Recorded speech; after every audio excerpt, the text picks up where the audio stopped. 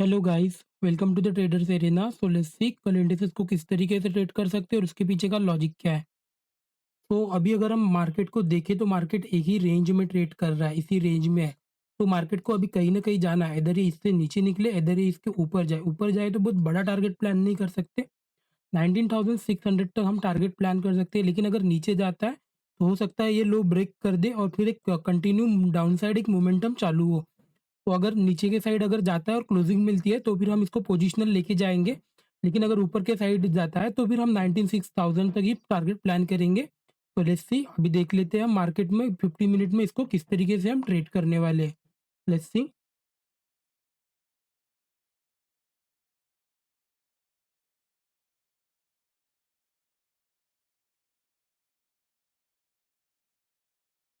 तो कल हमने प्लान किया था मार्केट अगर 19,500 इस लेवल के ऊपर जाता है तो ही हम बाइंग साइड ट्रेड प्लान करेंगे।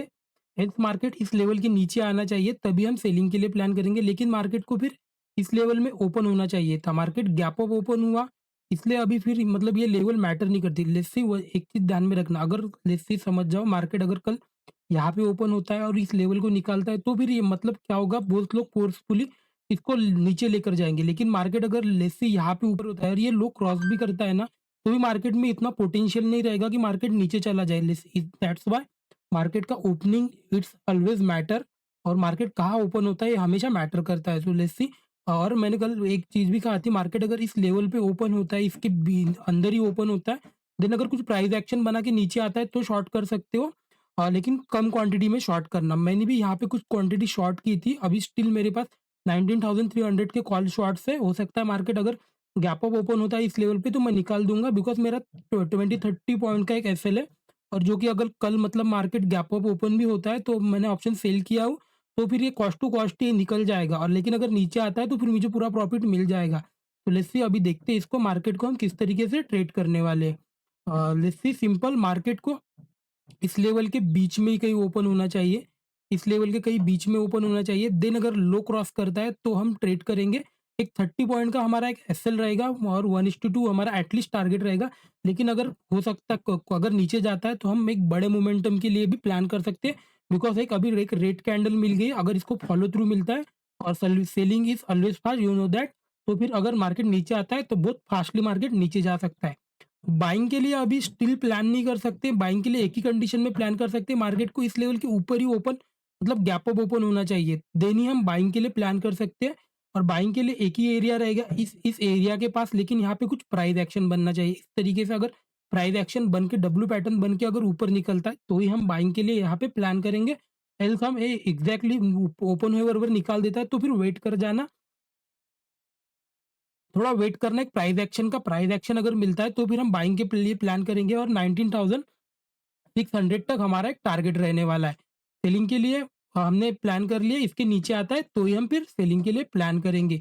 हो सकता है हमको कल से अभी एक बड़ा मोमेंटम मार्केट में देखने को मिले डाउन साइड। ये हो सकता है कि मार्केट ये वीक फिर से हॉल्ट कर जाए यहाँ पे कहीं ओपन होके, देन यहीं पे हॉल्ट कर जाए, देन फिर ये कंटिन्यू हो नीचे के साइड। सो बहुत है प्रोबेबिलिटी। तो मार्केट की कल ओपनिंग हमको मतलब मार्केट कल बता देगा कि मार्केट नीचे जाना चाहता है या नहीं जाना चाहता है। तो लेट्स सी, अभी देख लेते हैं निफ्टी बैंक को देख लेते हैं। निफ्टी बैंक में हमने सेम एनालिसिस था, निफ्टी बैंक में हमने प्लान किया था मार्केट अगर इस लेवल के ऊपर अगर निकलता है तो फिर हम बाइंग के लिए कुछ प्लान कर सकते हैं। और एक एसएल हिट हुआ होगा रिलेटेड को, कोई इशू नहीं, एक एसएल हिट हुआ। ओके, बिकॉज एक कंडीशन में हमारे लिए यहाँ पे ट्रेड करने के लिए था भी नहीं, बिकॉज मार्केट यहाँ पे ओपन हुआ था। हमने प्लान किया था मार्केट इस लेवल के बीच में कहीं तो ओपन होना चाहिए तभी हम यहाँ पे बाइंग कर सकते। जनरली होता क्या है ना, एक ये सपोर्ट था ऑलरेडी, देन यहाँ पे ओपन हुआ, ये यहाँ से ऊपर गया, लेकिन बायर्स फिर मतलब उतना पोटेंशियल नहीं था बायर्स में कि ये यहाँ से ऊपर लेके जा सके, इसलिए ये फिर कंटिन्यूसली रिटर्न आ गया। एंड इट्स ओके, अगर ऐसे हिट भी हुआ तो कोई इशू नहीं। हम नेक्स्ट टाइम अगर ट्रेड करेंगे तो फिर मार्केट में अगर आप रिस्क टू रिवॉर्ड के हिसाब से प्लान करते हो तो बड़े मोमेंटम भी आपको मिलने वाले हैं। तो लेट्स सी, अभी इसको किस तरीके से ट्रेड करेंगे। लेट्स सी, मार्केट को ना इस लेवल के बीच में ही कहीं तो ओपन होना चाहिए।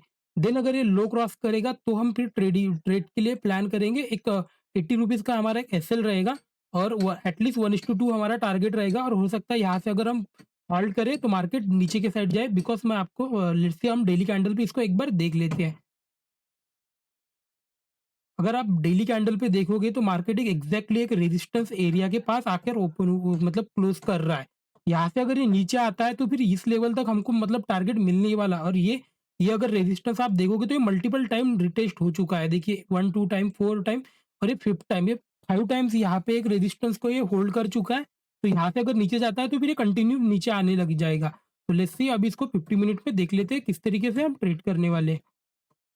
यहाँ पे हम अगर बाइंग के लिए प्लान करते हैं तो निफ्टी 50 या तो निफ्टी बैंक दोनों को प्लान कर सकते हैं, लेकिन मार्केट को गैप अप ओपन होना चाहिए तभी हम बाइंग के लिए प्लान कर सकते हैं। और मार्केट कंटिन्यूसली तो अगर हम देखें तो 4 डेज से कंटिन्यू नेगेटिव ओपन हो रहा है, इसलिए मैंने मतलब एक कॉल सेल करके ही रखा था। बिकॉज जनरली होगा क्या ना, मार्केट कंटिन्यूसली नेगेटिव ओपन हो रहा है, हो सकता है मार्केट गैप अप ओपन हो जाए। अगर मार्केट गैप अप ओपन होता है तो हम यहाँ पे एग्रेसिवली निफ्टी बैंक में और निफ्टी दोनों में ट्रेड कर सकते हैं। लेकिन इस लेवल के फिर डायरेक्टली इसके ऊपर ही ओपन होना चाहिए। इसके बीच में अगर कहीं ओपन होता है तो फिर ये हॉल्ट ही करेगा यहाँ पे। देन हो सकता है अगर सेकंड हाफ में कुछ फिर मोमेंटम करे। तो लेट्स सी, एक तो कल फ्राइडे भी है तो फ्राइडे के दिन एक अच्छा मोमेंटम मिल सकता है। बिकॉज़ इस वीक में अगर हम देखेंगे तो मार्केट एक ही रेंज में ट्रेड किया है। बहुत ज़्यादा कुछ मोमेंटम इस वीक में हुआ नहीं है। ना तो निफ्टी 50 में हुआ था, ना तो निफ्टी बैंक में, दोनों में हुआ था। इस रेंज के नीचे अगर ओपन होता है, लो क्रॉस करेगा, हम ट्रेड प्लान करेंगे। हो सकता है हमको एक बड़ा मोमेंटम देखने को मिले। बाइंग के लिए ये यही लेवल है, इस लेवल के ऊपर निकलने के बाद ही हम बाइंग के लिए प्लान करते हैं। लेकिन फुल क्वांटिटी में प्लान मत कर लेना, फुल क्वांटिटी में इस लेवल पे प्लान करना, यहाँ पे 50% क्वांटिटी ऐड करना। देन यहाँ पे अगर कुछ हॉल्ट होता है हाफ हाफ आवर या 1 आवर, देन अगर ब्रेकआउट करता है फिर हम फुल क्वांटिटी में इसको ट्रेड प्लान करेंगे। लेट्स सी, स्टॉक देख लेते हैं। कल हमने कुछ स्टॉक मतलब कुछ भी स्टॉक के बारे में मतलब कुछ काम था तो स्टॉक के बारे में कुछ भी डिस्कस नहीं किए थे। तो कल कुछ भी स्टॉक हमको ट्रेड करने के लिए नहीं थे। लेट्स सी, अभी डिवीज़ फर्स्ट टैग होने वाला है हमारा डिवीज़ लैब। तो इसमें अगर हम प्राइस एक्शन देखेंगे, मार्केट कंटिन्यूअसली एक सपोर्ट के पास में आके मतलब क्लोज कर रहा है। अगर आप देखोगे तो एक head and shoulder type pattern भी बना है। तो इस लेवल के नीचे ओपन होना चाहिए। यहाँ से अगर लो क्रॉस करता है देन नीचे आता है तो हो सकता है इस लेवल तक भी आने का ट्राई प्लान करे। देन 20 टू 30 रुपीज़ का हमारा एक एसएल रहेगा और 1:2 हमारा एटलीस्ट टारगेट होना चाहिए। लेट्स सी, नेक्स्ट स्टॉक देख लेते हैं। देन सेकंड स्टॉक होने वाला है हमारा डॉक्टर रेड्डी। ये अगर बाइंग के लिए जाता है तो इसमें मतलब प्लान करेंगे बाइंग के लिए। अगर मार्केट गैप अप ओपन होता है तो इसको प्लान करेंगे। कंटिन्यूअसली एक रेंज में रहा, हमने यहाँ पे भी प्लान किए थे, यहाँ से कहीं मतलब ऊपर जा सकता है, लेकिन ये नहीं गया। स्टिल अभी एक फिर से हॉल्ट ही कर रहा है। तो अगर यहाँ से ऊपर जाता है तो फिर हो सकता है एक बड़ा मूवमेंट हमको देखने को मिले। बिकॉज कंटिन्यूअसली 6 डेज पे एक ही रेंज में यहाँ पे एक ही रेंज में ट्रेड कर रहा है।